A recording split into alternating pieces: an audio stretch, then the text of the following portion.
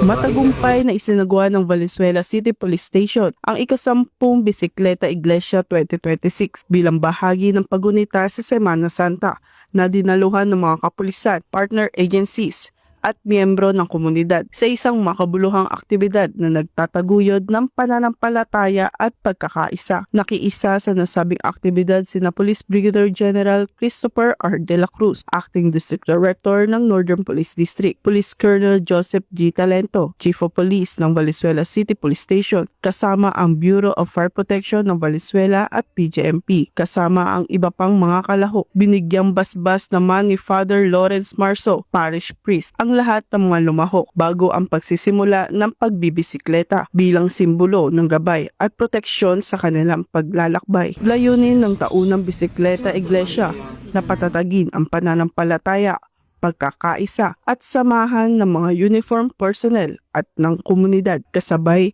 sa pagunita sa kabalalan ng Semana Santa. Mula rito sa Northern Police District, ako po ang inyong PNN correspondent, Patrol Woman Glycerin Esperanza, alagad ng batas, tagataguyod ng Balitang Pulis.